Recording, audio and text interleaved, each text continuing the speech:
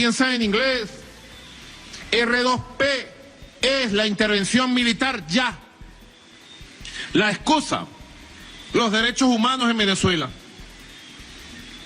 que lo utilizan como arma para justificar lo peor contra el país.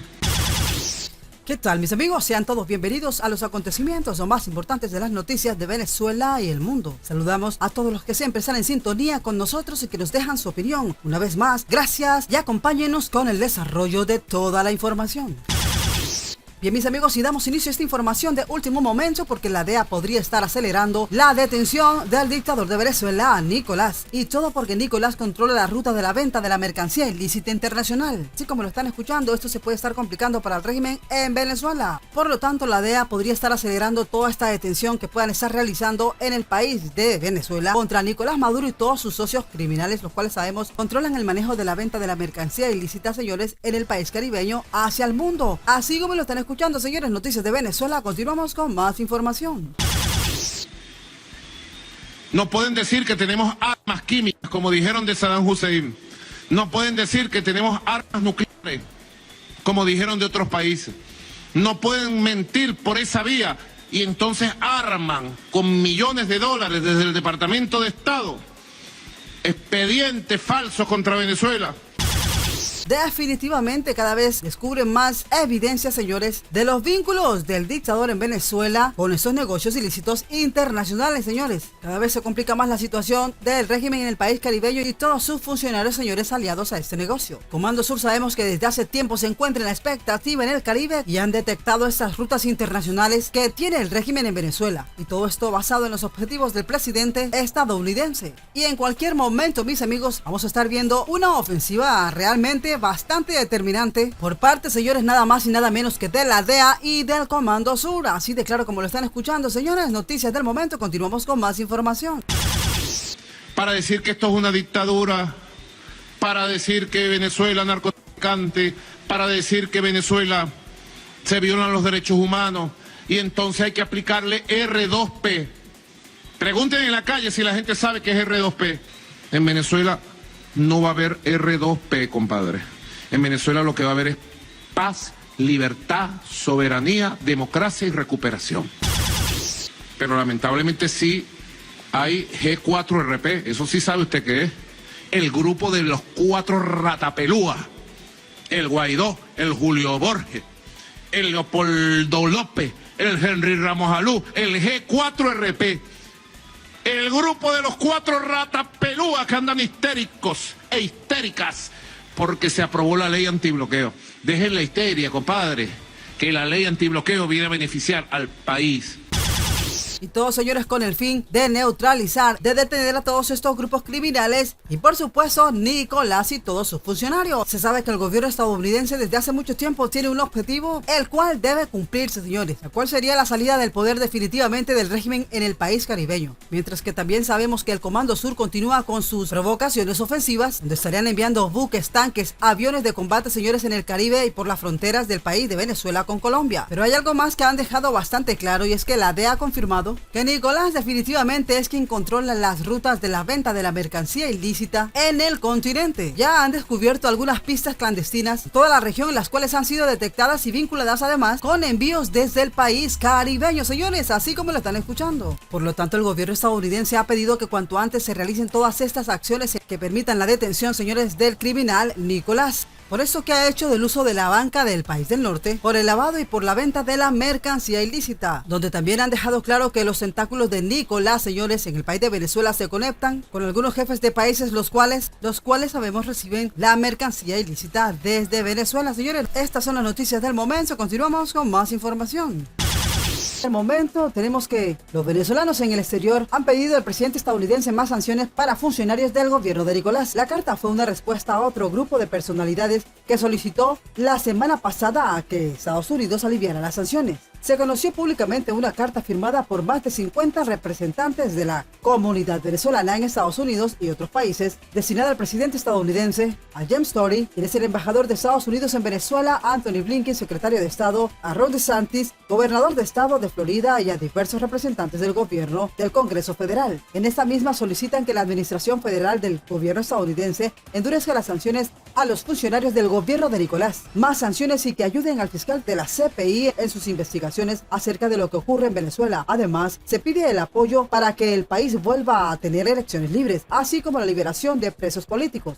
Según esa carta, la crisis económica en el país venezolano, cuya génesis es ajena y anterior a las sanciones, es la consecuencia de las acciones del régimen mismo que ha intentado culpar al gobierno estadounidense, tal como el régimen de La Habana ha venido haciendo desde hace décadas. Además, señalan la necesidad y conveniencia de las sanciones impuestas por el gobierno estadounidense al gobierno de Nicolás en el marco de la lucha por la libertad del pueblo venezolano. 7 millones de personas venezolanas han huido del país, tal como detallaron los firmantes, que en su mayoría son venezolanos resistentes del gobierno estadounidense, aunque también hay otros viviendo en España y los Países Bajos. Según firmantes, hay 4 causas que llevaron al éxodo venezolano: las cerradas políticas económicas y monetarias implementadas por el expresidente Hugo Chávez y por Nicolás, la destrucción sistemática del aparato productivo del país y del sector empresarial, el desmantelamiento del Estado de Derecho y la seguridad jurídica y la corrupción sin precedentes en la historia republicana del país. Fueron las sanciones impuestas por el gobierno estadounidense